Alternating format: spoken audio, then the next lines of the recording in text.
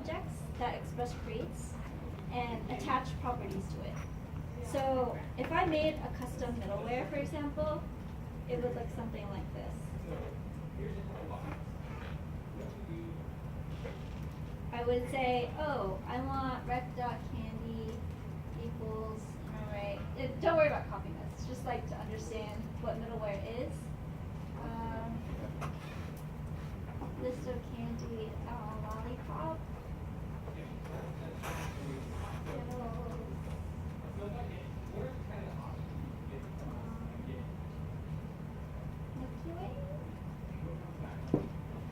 Okay, so this is very important to me that every request gets intercepted with a candy property and gets attached with an array. And I say next, this is kind of like a callback saying I'm done with using this middleware. So this is my Sarah custom middleware.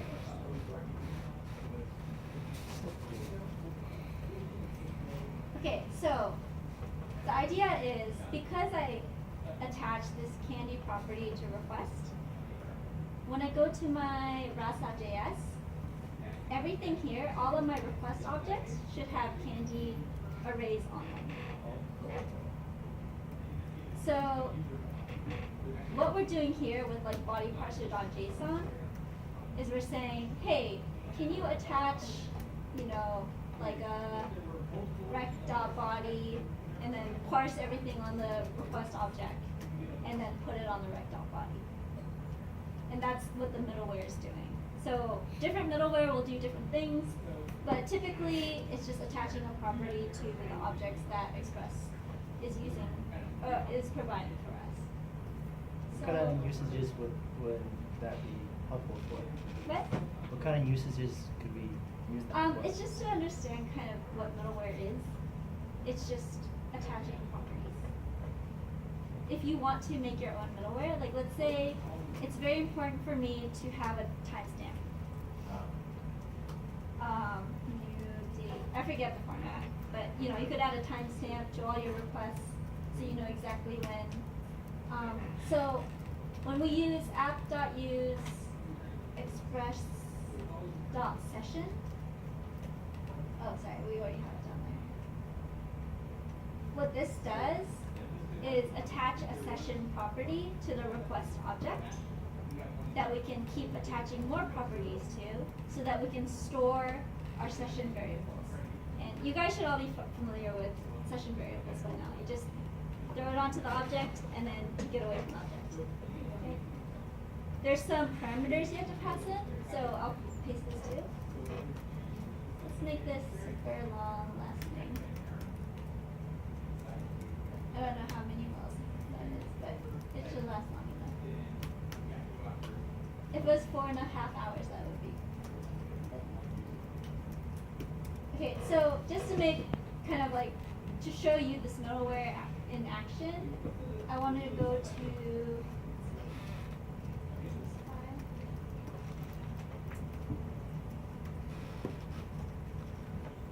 Alright, I renamed it Express session.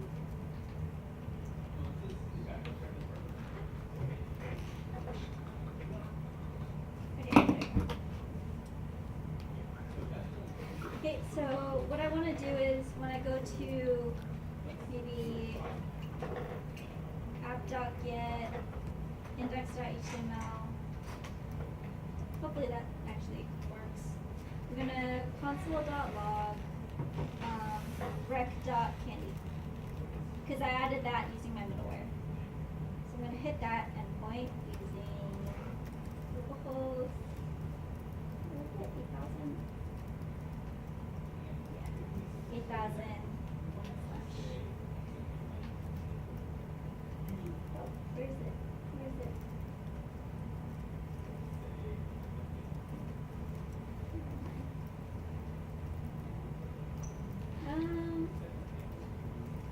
Let me see if I'm actually hitting here.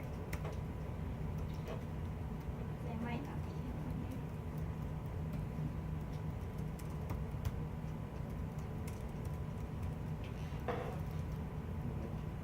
Okay, I'm gonna actually hitting there. Let's do one where we're actually hitting. App.get another test. Let's do another callback. I just want to see my candy. Console.log and then test. Console.log rec dot. Okay. So we have another test. That should certainly go there. There we go. So I added this property.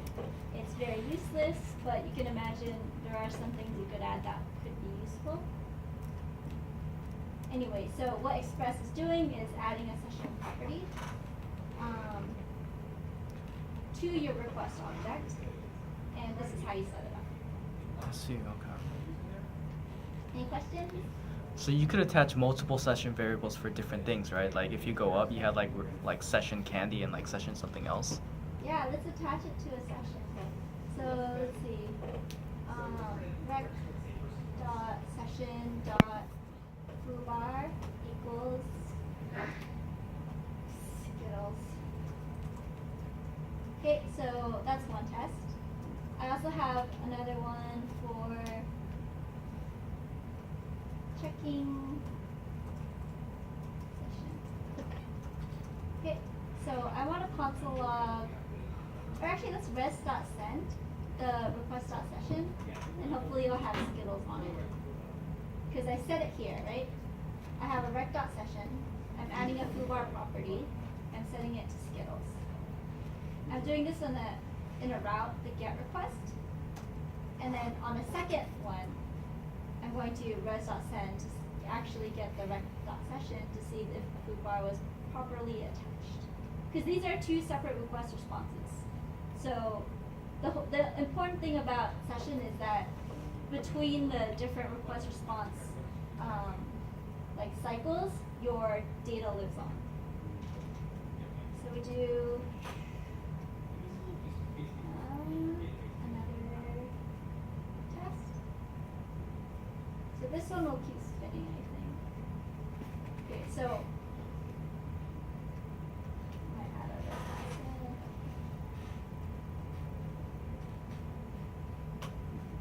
Okay, so hypothetically this should have been added, and I'm going to do checking the session to see if it's actually on my session. So we got foobar skills. So we were able to attach between request response cycles a persistent session object. And that's good because if anyone refreshes their browser on Angular, we don't lose any data. It's all in our back end. Okay, so session we're good. What else did you want to go through? Just general Angular stuff, right?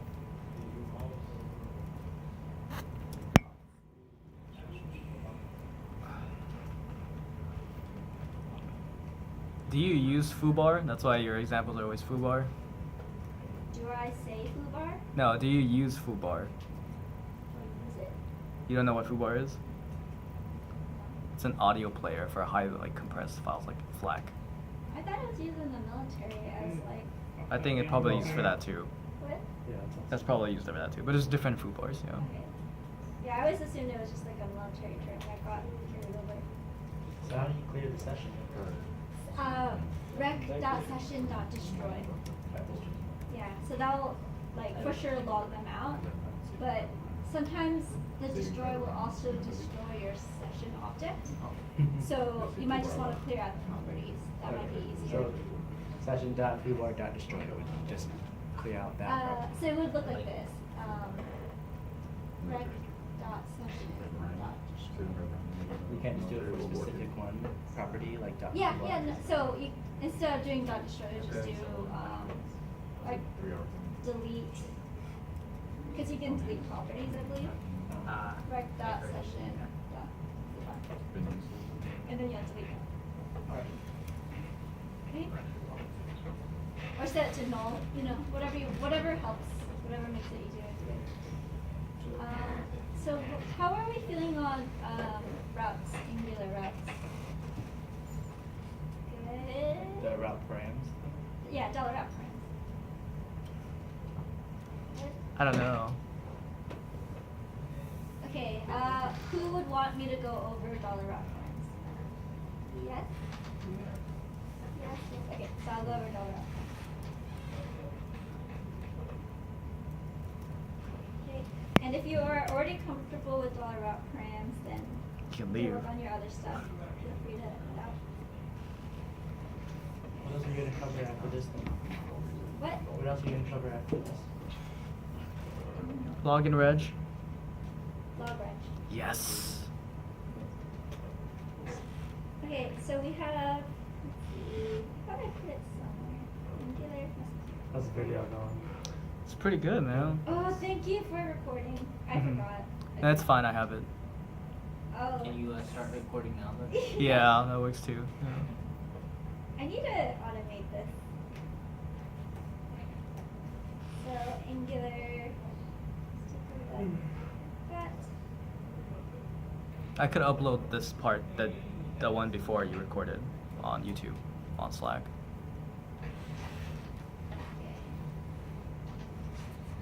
You know, She doesn't have Does anyone know how to minimize? Minimize what? Minimize what? Atom? Yeah. The you go to green- Top right corner. Yeah, the green. Oh, Sorry. gotcha. Thought I had another folder. Too many windows.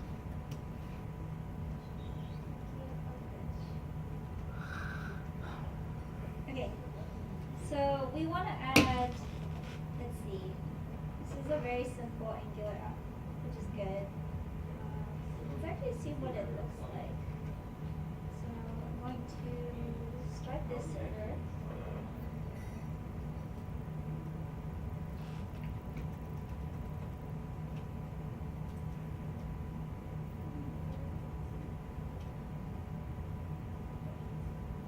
Okay, so let's see. I haven't touched this in a while. I don't actually know what to start.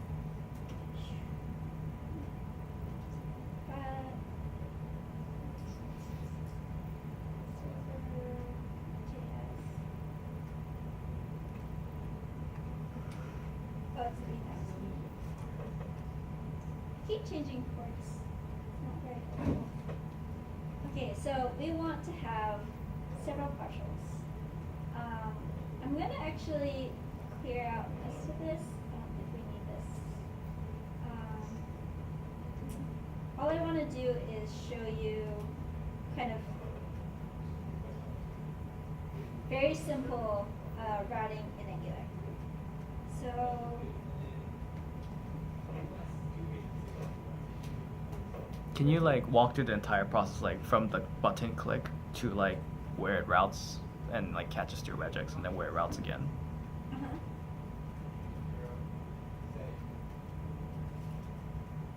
Okay, so we have an ngView. Actually, I think I want to put this on HTML. Do you guys put this on your body or your HTML? Just your HTML. HTML. And then you use your body for ngView? Yes. Hmm. Oh wait. No, I did think the do it. only thing I don't like about that is that if I want to have like stuff like A tags outside of my partial, it will be outside of my body, which wouldn't make any sense. Does that resonate with anyone? Wait, say that again? So like, if let's say my ngView was here. Let's say it was right here. If I wanted A tags that was shared by all of my pages within my index.html, because partials are like embedded within the index. So it has to be outside the body to do that? To Yeah, share? so maybe it might be useful to have your app actually here.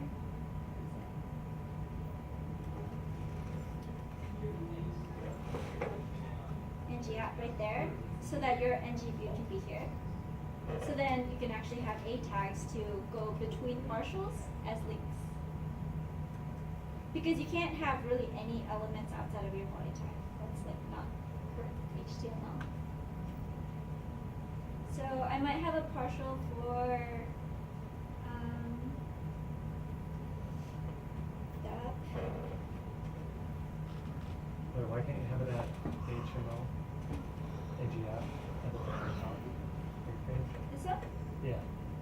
No, That's you not- totally could. You can, okay. Yeah, I just think that NG view should be on the body. Oh, yeah, definitely. Yeah. So yeah, no, you're right. We can put it there. We only want one app really on our tab. Okay. So now we have an NG view. We also need a couple injectables in our module. I think it was NG stuff. So we have Angular.js, but we also need $install Angular wrap.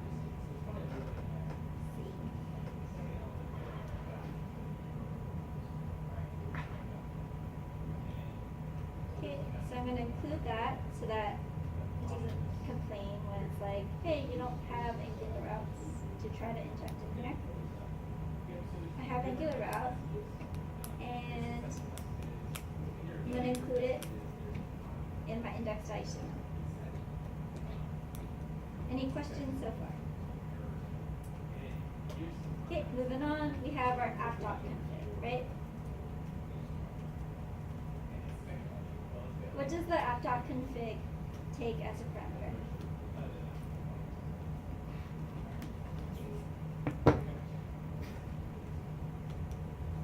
Possibly this one? Have you guys started with the question? There. So we have $route provider. And then $route provider is this wonderful thing that chains methods. So basically it returns itself each time, which is why we can chain it.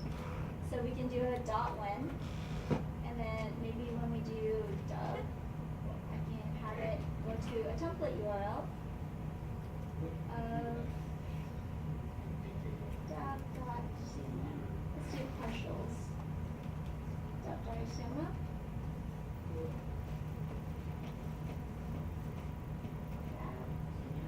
What did you mean when you said it returns itself? So you don't have jQuery, you can like chain methods. jQuery, whenever you have a method, it always returns itself. That's why you can chain methods. So as long it's like a toolbox that you're basically, you use a tool and then you kind of like hammer the box maybe, and then you give it back to yourself. And then you still have the same tool set, you hammer it again. And that's how it's like the same idea of chaining functionality. So you're always returning yourself, so you can always use the same functionality. So same with jQuery, same with $route provider. Right, .when. So these wins are cheating on each other? Yep. Yeah. So, Like a long chain of that's why commas in there messed up. So yeah, so the key thing is to not do like commas or semicolons, because these are all connected to each other. So if you did do semicolon, like after the second one, so the first two would work and then like the second two wouldn't work. I think it would just break your code. Oh, really? Yeah. Because it's looking for a .when property of like the next thing. So, let's see. Otherwise, go to slash. I'm kind of doing some arbitrary partials in there. But the idea is there's a dub, there's a dab, and there's a slash. And I also have these links so that I can hit these partials whenever I want. And in my client folder, I want to have the partials. So partials, I'm going to have two files. Dub.html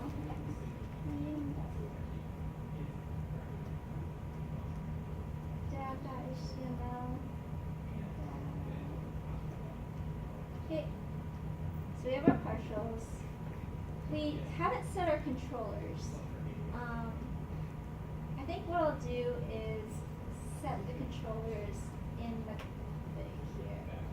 You know you can do that, right? You can do it like right embedded inside the config.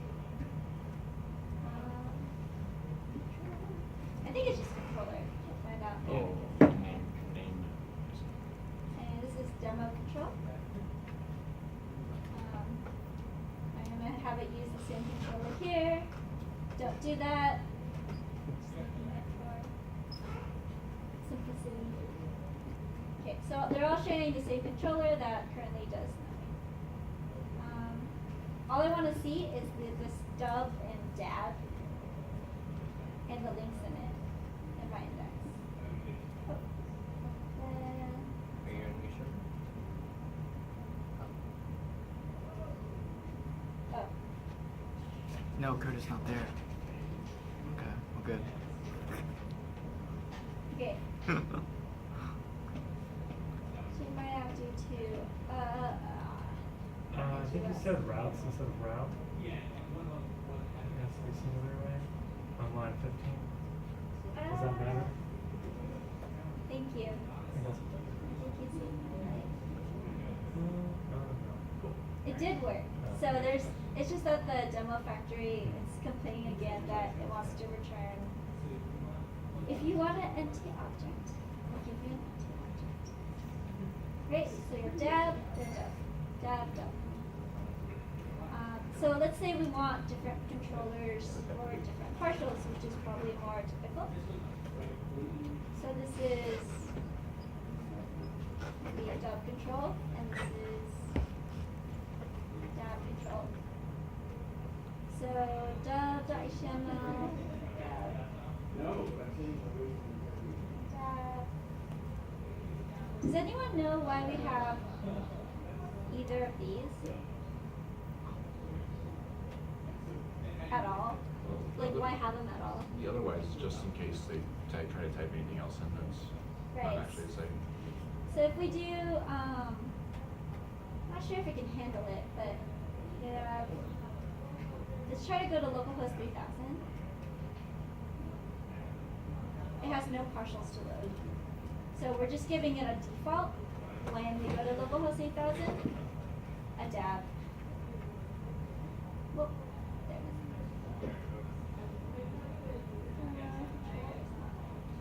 Alright, dab. Anyway, get the idea for route params. Any questions on this one? Do you want to see how you pass in like an ID? Yes. Okay. So on dab, I'm going to pass in person ID. Okay. So this right now is expecting a person ID in this URL. If I went to /dab, I don't know that it'll be able to find it. I mean, we could try. Refresh. Dab. Looks like it Ryan, you can scoot over this. doesn't really have a problem with it, but doesn't want to load it.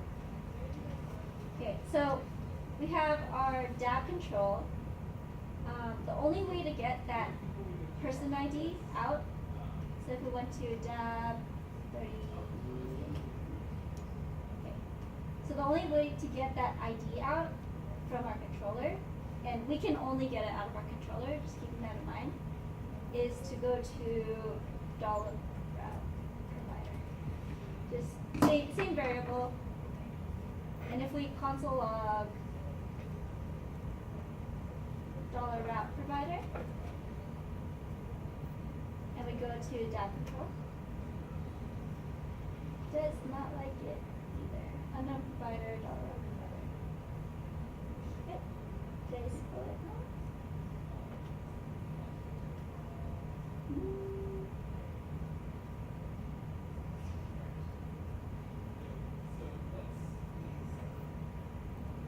Oh, $route params actually, I think. Gosh, doing this from memory is so hard. There it is. Okay, so you have your $route params. Sorry, it's not $route provider. $route provider is right here. For getting the ID out from here, you have to pass in $route params and inject it into your controller. Then you can actually access it out of this object. Any questions? That ID is unique to each visitor? It's unique. So you know that URL I typed in here? Yeah. This is what's being shown. So if I say like blah, it's basically just taking whatever is after dab and saying, oh, so you want whatever comes after dab, there's some person ID. So I'm just gonna put that into a person ID property and give it the value of whatever string you pass in here.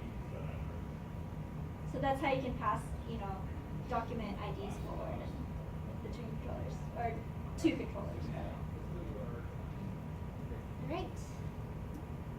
Anything on this? We good?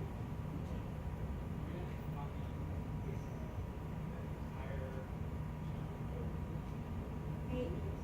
Did you have any other questions, or does that answer most of what you have?